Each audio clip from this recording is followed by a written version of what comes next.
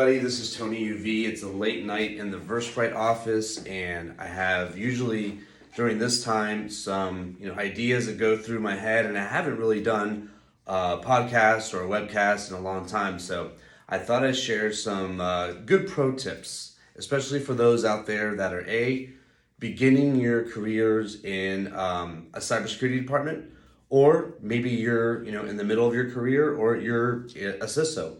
You're in a leadership position. And what I wanted to talk about is something that I call security fear factor.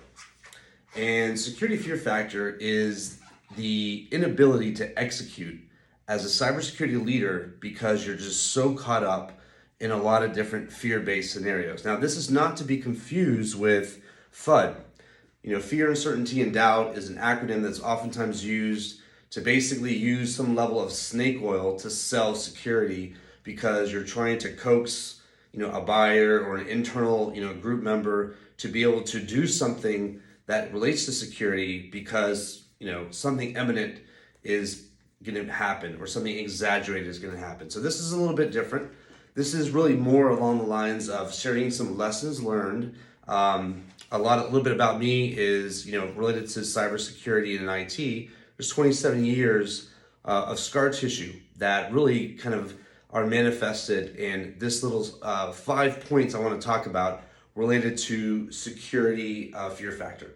So again, if you're a CISO, if you're a security director, you're going to probably do a lot of head nodding with some of the 5 points I'm going to bring to the table here. So let's talk about, again, security fear factor and these particular 5 points. So my observations come from, again, years of doing consulting, years of working for enterprise organizations where I see that leaders in cybersecurity typically are inhibited by their own fear of proper execution of their security program, their security activities for what I call these 5 security fear factor areas. Number 1 is what I call keeping up with the Joneses security mentality. And what that means is that if I'm a cybersecurity professional, I'm so scared of executing my own organic, creative, contextual approach to doing insert security topic that I'm really more interested in keeping up with the Joneses security.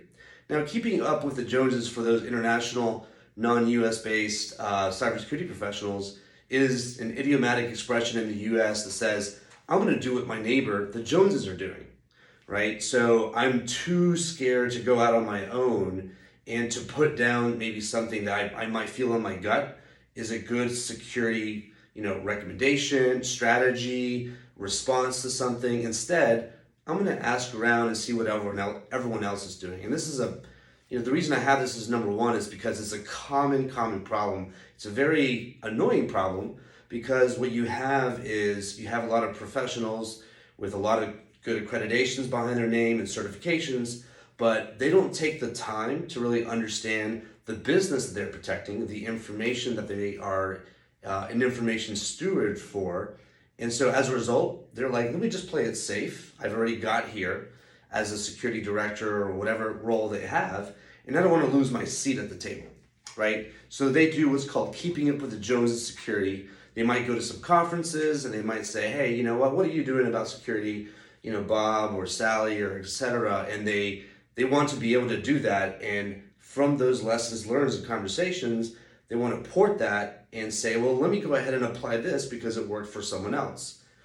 The problem with that is that much like, and I always use this example, much like personal security, right? Many of you watching are maybe watching this from a different part of the United States or different part of the world.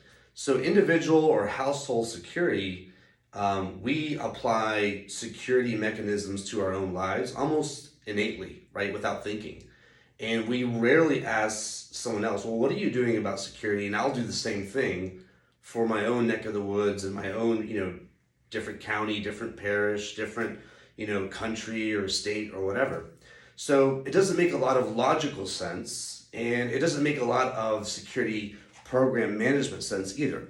So a lot of times people do, number 1, because they're too scared, again, the fear factor. They're too scared of executing on their own to trying to do the hard but important work of understanding the organization and building a security strategy that aligns to that organization. Area number 2, security cops and robbers. Now, in this particular case, fear is also coming into play. So there's many types of leaders that start a role, they're hired maybe by a C-level as a CISO, and they're told, listen, last time we had a CISO here, or the last couple of months, we had an incident, we had a couple of incidents, and we really need to tighten up security. So once a security professional hears this, they're like, okay, I'm gonna go in here and I'm gonna just, start clearing heads. I'm gonna go ahead and enforce the law. I am the law. So they start playing security cops and robbers. But what they're doing is they're acquiescing to the management that brought them on board, right? They brought them on board, with their level of security background and expertise, but they are also, they're taking the wrong approach, right? They're trying to acquiesce to the leadership that brought them in. They're trying to show them and say, look, I'm cleaning up house. I am the law. I'm going to go throughout the organization and tell people, how to abide by new set of standards, new set of requirements, no exception workflows, things like that. So oftentimes, the people within a large enterprise, they look at security professionals as security cops, right? Individuals that are just simply there and getting a power trip to be able to deter them from maybe having a go-to-market strategy or developing new feature-rich use cases within their application model. So oftentimes individuals really falling into this security cops and robbers, they're like, I'm going to go in, I'm going to find the bad guys, and I'm going to show them who's boss. And it's, again, driven by the fear of being able to really understand the organization, understand context, understand, that prior security violations may have been based on a plethora of different, issues related to misconfigurations, lack of awareness, lack of understanding, the criticality for and prioritization of different types of security controls within a product or enterprise environment. So, but that's another characteristic. It's still driven by this fear. It's still driven by this fear that security leaders are like, I have to show the entire world that I have a sheriff badge, and I'm going to stop them, and I'm not on my watch. I'm not going to have another security incident or event happen. All right, number 3 on security fear factor is audit over assurance. And this is one of the areas where it's really frustrating to see. There's a lot of individuals that have a very strong audit mindset, right? They have, a lot of certifications. They understand what maybe regulatory drivers are for security across the full alphabet soup of regulatory frameworks that are out there and regulations, both private and government related. And so audit versus assurance is that those that are coming in with an audit mentality, not understanding cybersecurity resiliency as a product, for products, or for corporate, cybersecurity, they're using this audit mentality where it's like, we didn't pass 70% of our NIST cybersecurity framework controls, or our CIS benchmarks, or our high trust control set, right? And for them, that's like the determinant for failure. The people that understand assurance, on the other hand, understand that the road to security is one that is a process, right? Like the expression goes from, I believe Bruce Schneier coined it many, many years ago, that security is a process. But the important thing when you're working for an enterprise security group is to understand assurance. Assurance means that I'm going to implement some level of activities, testing, evaluations, to be able to evaluate how security has been implemented for a product, for a line of business, for the company. And the goal of that individual is to be able to show that line of business owner or that product owner why they need security, right? How the lack of security actually can lead to the compromises of confidentiality, integrity, availability, or maybe some compliance violations that could actually impact top line revenue or bottom line revenue. So assurance is more taking a business aspect of applying cybersecurity to different products and services that the company overall does. And oftentimes for issues number 2 and 3, cybersecurity leaders are so caught up in their own world, and they think that their world of audit or compliance or regulatory drivers, or the fact that they've been commissioned to go search and destroy violators of cybersecurity governance internal controls, that's their mission, and they're very myopic, right? They're very short-sighted. So for those out there that are in a position of leadership, it's important to do away with the audit mindset. The audit mindset is extremely elementary. There's nothing that you're going to do to provide value with an audit mindset to a security organization as a leader in today's cybersecurity climate. It's because if you're going to apply a framework, and there's nothing wrong with applying a framework, but oftentimes the auditor mindset says, we're done. We've aligned to SOC 2. We've aligned to PCI DSS. We've aligned to high trust. We've aligned to CCPA and GDPR requirements. So they wear it as if they're Boy Scout or Girl Scout badges, across their chests, and they say, we did this. Look what we have. But that's really extremely short-sighted, and I can guarantee you that there's no cyber criminal in the world. I think about the meme of the person eating, that bag of popcorn, just looking at the audit mindset, not really, and really wanting that, right? Because as a cybersecurity professional, they don't care about what you're aligning to. They really don't. They're going to do and think about how to attack your organization or your product in ways that are way outside the boundaries of those regulatory static control sets, because they're static, right? We just see for example, PCI DSS 4.0 is coming out, and after how many years that 3.2 was there, the reality is that attacks move so much faster. And so the assurance mindset says, well, first of all, who is my attacker? What are my threats? What is my information? Where is my data? What's my deployment model? And what level of assurance do I need to have for internal customers, outside customers, stakeholders? It's a different mindset, right? And oftentimes auditors have a mindset that says, I've reached all these accolades and records of compliance, but it doesn't mean anything. So it's oftentimes driven by comfort and the fear of going outside of that comfort. And so that's why it makes number 3 on Tony UV's security fear factor. Number 4 example of somebody that's within a cybersecurity program is what I call the political pundit, the cybersecurity political pundit. And cybersecurity political pundit is someone that is caught up in the politics of big enterprise. If you work for a Fortune 50 in the United States or even abroad, there's, I'm sure, plenty of politics. There is a lot of, passive aggressive behavior, just to say it as it is, right? There's strong power play moves, right? For who's going to come and be responsible for one part of the IT organization or another part of the security organization. Maybe there's a department that handles, access control or BCPDR or security architecture. And oftentimes, the people that are in these particular roles or around those roles have a bigger focus on what do I need to do? What decisions do I need to make in order so I can go to the next rung on the ladder, right?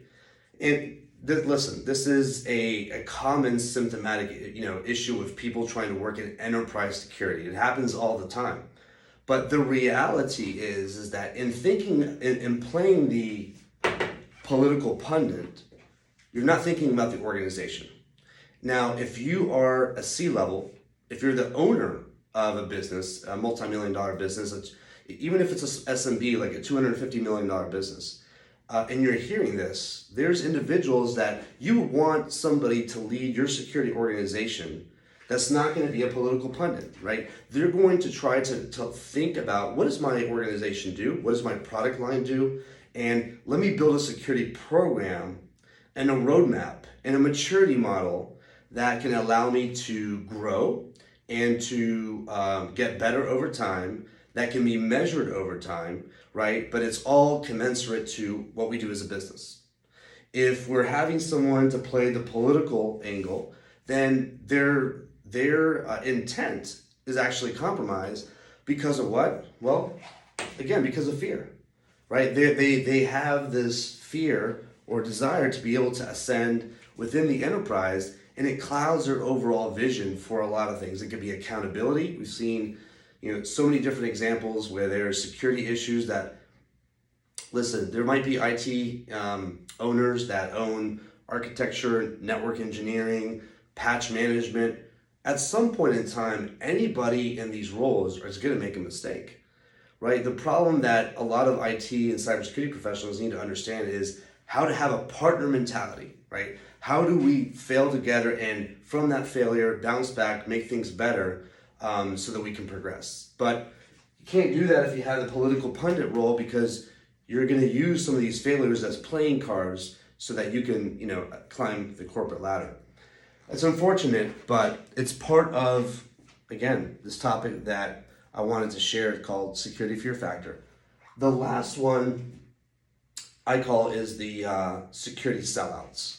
Now, you may have heard the term, and for those that are in the international community, you might be thinking about what is this security sellout, type of nomenclature that Tony UV is using over here. A sellout term is someone that compromises ideals and beliefs for their own benefit. Now, it's a little bit different from the political pundit in that they're not necessarily, thinking about their own, position, right, in the organization. A security sellout is someone that, let's say, works with a product team, right? Oftentimes in enterprise security, you are working with a lot of different product teams. And your responsibility is to impart and develop security champions within those groups so that they can evangelize the importance of proper governance, proper security standards, proactive security activities and measures to build security into what they're doing.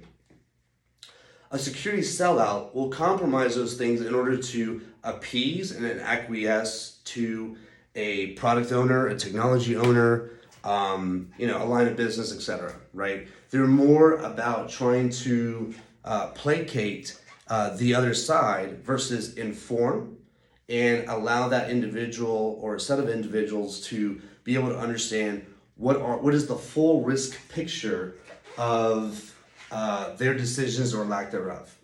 So security sellouts don't have a good solid understanding of teaching how to address risk, which is a whole separate topic that I'll dive into later because I'm a huge risk nerd. But security sellouts will oftentimes be so intimidated by a product owner that they will not really truly start or try to qualify the security information that they have and contextualize it into how that security information can actually be detrimental to the product owner, right, into the overall business. So overall, a lot of these things, relates to security fear factory.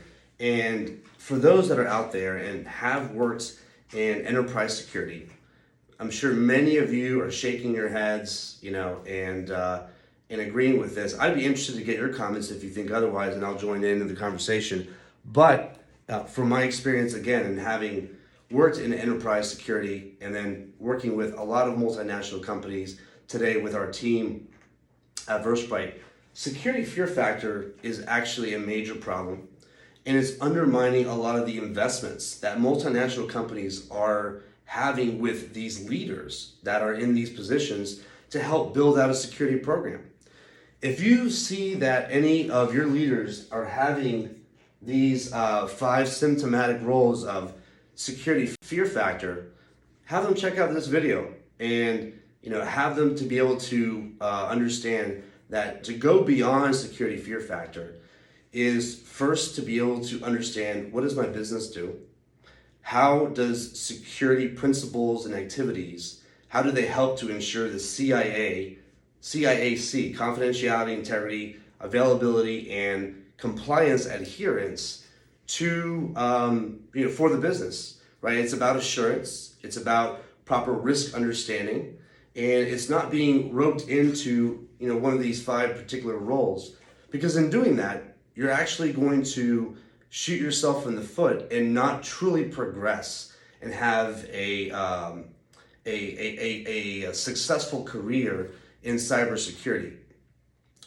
Listen, in many instances that I've seen, it's better if you want to stay true to the mission of being a good cybersecurity steward of information, ensuring that you have a level head that combines capability with risk understanding and cost and investment, then you're going to go far. Now, many places are not going to reward you for that. So in those instances, go find a place that will reward you for that, right? There's many organizations that simply are going to tell you, I don't care about all your security altruisms. I just want to make sure that, and then they're going to say, we're not in the papers. We don't get sued. That we never have a breach, or that we look good, right? And so for those types of organizations, you have to ask yourself, is your time and development and investment, is it worth it, right? Because their investment in you as a cybersecurity professional may just simply be a smokescreen. Now, if you find yourself to be having some of these symptomatic, type of personality traits, then my suggestion would be to, take a hard look about how you're leading or steering your security program or influencing your security program, because all of these security fear factor roads do not end well. And so hopefully this has been valuable, but this is some candid reflections on what I call security fear factor. Take care, everybody.